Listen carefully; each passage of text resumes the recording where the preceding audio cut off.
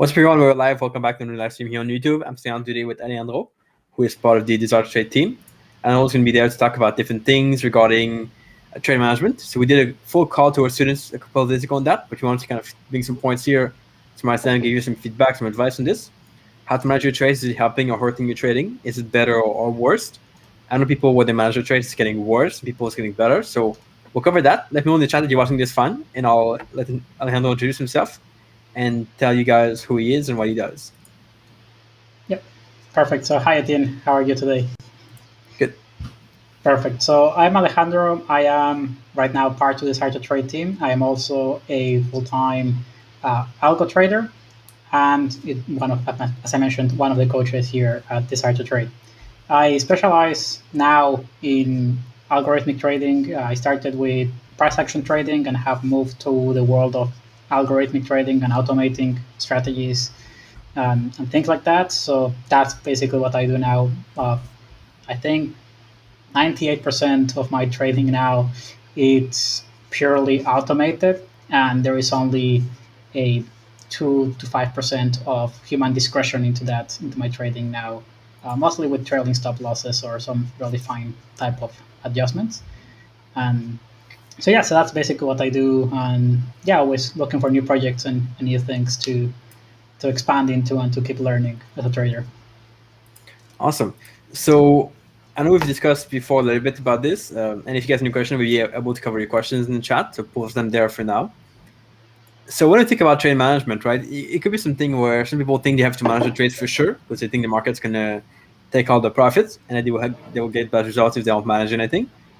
Some people, like kind of me and probably guilty of that too, is they want to be too simplistic. So how should we start with this? How should we decide kind of what trade management should we try to focus on? Yeah, I understand. It is a complicated topic for many people because some people see trade management as a really important part of trading. And sometimes when you are learning, you can see that trade management can become something that is extremely complicated. And sometimes you may not know what to do. So a common thing that I have seen between traders is that people that already have a plan, like you have a trading strategy, most of the times will have a relatively well-defined entry and exit points. But when you ask them, so how do you manage a trade? What do you do with the trade? They will either tell you, I don't do anything, or they will tell you a pretty complicated and convoluted answer as to, when this happens, I kind of move it like this, or I trail my stop loss, or, I close the trade early if this happens. But it's usually out of the three parts, like entry, management, and exit of the trade. The trade management is the part that they have less developed or less materialized into something that is tangible for them and reproducible. So I see it as a part of trading that it's really important for traders, but that also oftentimes gets overcomplicated for the traders and can be more harm than good in some cases. So that is what I want to talk about today, which is, how do you know if trade management is going to help you, and how can you determine if it's going to be, or if it's good for you or your strategy, or if you will be better off, not doing anything, just preparing your trade, placing your trade, and relaxing while the trade goes to take profit or stop loss. Definitely. I know you do a lot of testing, like you're going to try to kind of go and do some back tests with your algos, something to find out what's the best way to manage your trade. I know you've had a lot of ideas before that some work, some don't work, and that's fine. So you do some back tests to figure that out. What are some of the things people can do to figure out if their trade management is better or they should be better without instead? Yes. So one part that I see as a repeating pattern in traders, and it also happened to me when I was learning, is that you think that trading management it's helping you because you're putting more effort, you're working on it, and we have this bias of we tend to remember the good scenarios or the good cases when the trade management actually helps us more than we remember the cases in which trade management doesn't help us. Or sometimes you may be managing your trade and you're avoiding losing, or you are avoiding giving back much more winnings with the trade management, But once you stop the trade, you don't look again, and you may be losing a lot of the trading there. So from that part, as with almost any of the calls we have had here on YouTube, with me, I always go back to you really need to have the data so that you can determine what's best for you. So the first step I would say to any trader that wants to determine if trade management is good for them is to track their trades. So you should be able to track the trades and have those what if scenarios of, this is the trade result if I had manage a trade as I have in my plan, and this is a trade result if I don't manage my trade. If I just put my entry, stop loss, take profit, and let it go, onto full take profit or into full stop loss, and that's it. But that said, that assumes that you already have a plan and you already passed the initial stages of trader development. If you are still learning and you are still developing as a trader, I would suggest you to not go much into trade management and first nail down your strategy first, understand the basics, so entry and exit, master those parts, and then you can start working more in trade management, which can be more complicated, as I mentioned. Cool. So you mentioned a good point. So this is a really good point. The fact that you might have like this one instance where you manage a trade and then you get a better results with it, like you avoid the loss, or you avoid your price coming back to break even or something, and then you think, well, trade management is good, I'll do that more and more and more. But then you don't see the other times where maybe you did the same thing, but your trade ended up being worse than that time where you had a really good trade on that. So I think it's a good point. Like we want to be feeling good about our trading. That's a way to feel good about it when you manage your trades a lot, but not always optimal for yourself, of course. Definitely keep a log. I think that's a good point. Now, you would probably agree that trade management is first sure for the results, but also for the mindset. Like you feel better when you manage your trade in the sense that maybe you want to avoid having too many break even, avoid having too many losses that wouldn't profit before. So how do you decide if it's kind of worth it for your mindset in that case? Because that's hard to decide for sure. Yes, so you touched on a really, really important part, which is the mental effects. So trade management really, it has, as when everything in trading has multiple phases. So you have the monetary benefits that it can give to your strategy, or let's call it like that, it has the effects on your statistics and your strategy profile. How much money you can expect from it to winning, how much losses you can expect from it to having on average, and the overall statistics of your strategy will get affected by the trade management. But there is the additional effect, which is the mindset effect or the psychological effect the trade management may have on you. And I would say finally there is also the execution effect and the time effect that you have to apply. So I would say for me, what has worked best is that I analyze the statistics, and then how realistic or how can I apply that that stop loss or that trailing stop loss methodology, that management into my trading. And as you mentioned, the mindset part is really important, because if you are feeling more comfortable and that helps you be more able to execute your strategy and to keep performing it over and over again in a correct way, instead of dropping the strategy, or maybe instead of violating the strategy rules or changing them because you're not that comfortable really executing it and you're having some execution failures. As Michael puts it, you have your compliance rate is decreased because of that. Then having a trailing methodology can help you to improve your compliance rating in a strategy, and it could have an additional effect of improving your statistics. But sometimes as a trader, you will have to determine, okay, these are, let's just say, for example, with quick and simple numbers, that by applying my new trade management methodology into my strategy, I am improving my profits a bit, but I am also increasing my maximum drawdown just because my win rate decreases, even though most of my losses get smaller. But my win rate decreases because I'm losing some trades. or maybe I am simply just not getting that many of the bigger home runs because of the trail management, like takes me out before getting there. So in that case, you are increasing the profit, but you are also increasing the risk. Is that worth it for you in terms of also if it gives you peace of mind that you feel better and are able to execute properly? Or the original strategy works better for you, in which maybe you had some psychological issues that didn't allow you to execute that strategy properly. So even if you have some statistics, you are not able to replicate them because you are not able to replicate the execution as it is required.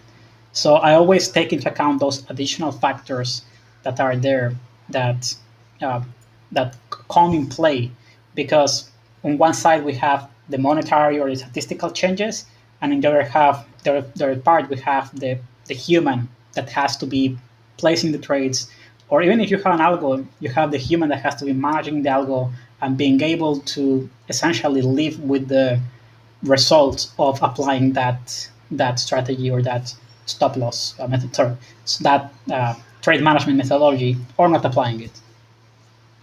Yeah, and I think it's good to mention that sometimes you might not really improve your mindset that much. You might not really improve your profits that much, but you make some gains in having less drawdowns with your trade management.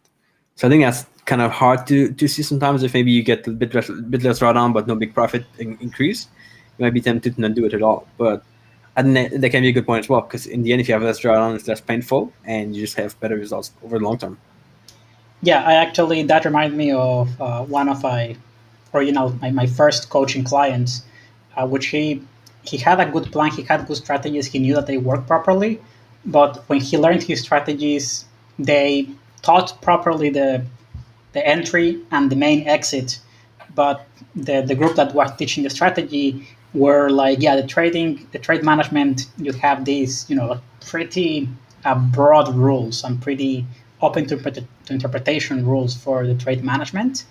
And when they were showing the results and all that, most of the profitable results and the long-term results that they had depended on that trade management. And the problem with him was that he was not able to replicate that because his trade management was not properly developed, and since the rules that they had from the mentors were really broad, he wasn't able to like properly match everything together, match his entry, his main exit, and a trade management that really helped the strategy. And in one of his strategies that he had four strategies. He discovered that by applying a trade management, which we work together into developing something that is really objective, and that he could really easily, with a couple of indicators in his chart, uh, trail his stop loss in this case, or move his trade in a really simplified way that he will replicate every single time. Uh, we noticed that he would be able to decrease his drawdown a bit. He will have the same profits, but he will have been able to decrease the drawdown, and that for him was great, because his problem was not really that the strategy was not making profits. It's just that it was losing too much money when it was losing streaks. So by decreasing the drawdowns, you make a strategy now that overall looked break even into a strategy that now it is a lot more profitable. And he was able to execute his strategy much better after that because he was more confident on the process. Mm-hmm. So what I recommend for most people is that when you start trading a strategy, let's say you've created your own thing, you start trading it for some time, I recommend you just go like fixed targets, like a 1-to-1, 2-to-1, make it fixed. And then at some point, maybe you'll see that, oh, this doesn't work really well. There's some flaws in it. Sometimes I miss big moves. Sometimes I get out too late. And that's where you can start to tweak and adapt how you're going to manage your trades. I think that makes sense. Would you agree with that, Alejandro? Is that how you would proceed? That first you go like a set and forget thing, like you just put it, then you're done. And then later on, when you see flaws and you see things you can improve, then you go with these kinds of finding ways to improve that. Yeah, this is actually one thing that I think we both recommend to all of our students almost every single time whenever we talk to them, that whenever they are developing at the beginning, it's better for you in terms of the process of developing and learning to just start with entry, exit, you place a trades, you set and forget, as you mentioned, and you just have that. And that, from what I have seen, helps you not only in being able to execute your entry and execute your exit, or just leave it, take profit, and start to understand and learn your strategy better. But you will also be noticing whenever you're doing your journaling and reviewing your trades that you know maybe a lot of the trades get almost to take profit and then they reverse, or maybe many of your trades doesn't go to full stop loss, and you should be able to get some things. It will get you during that development process of reviewing your strategy and growing with your strategy to find things that you can test as to how you will develop your own personal uh, methodology for managing the trade. And I would always say you have to track the things, and you can use software such as Edgewonk or other trading journals or Trello, and you can track what happens when I executed my trade with with my methodology, and but also you can also track your multiple or different trade management options, and you can track them, and then you can compare them and see, okay, if I did it as I have been doing it, this is my results. If I apply a let's say a swing long, swing high, trailing stop loss as a trade exit, this works, or this is what the results, and then you can start looking at what benefits you best, and also how much time it takes to actually do a trailing stop loss. That's some or a trade management methodology. That's something that many people forget, especially when you are looking at trading for lifestyle type of thing, and not just trying to replace your job with a different job, but trying to fit it into your lifestyle. Many people underestimate some trade management styles and how much time they require from you to manage a trade. Not just to place a trade, but to manage and be actively there while the trade is on. So that's also some parts that people need to pay attention to. Yeah, in the end, so many ways you can manage your trades. Right, you can move your stop loss. You can have a trailing stop loss. You can move your take profit. You can decrease your size over time. You can do so many things, and it's really hard to know at first what to do and which one to pick. I think that's why you got to figure out what needs work. Is it like you reward that you, let's say you exit too early, and that's your problem, or is it that it's something about you're not winning often enough, and that affects your results? So all these things can be things you can start to adjust and tweak. But for be able to do that, you need some data and you need something to look at. I think you have a better idea of what to do in this case. So if you guys have any questions, make sure you comment in the chat. We'll answer some questions here if you want in the chat for a few minutes.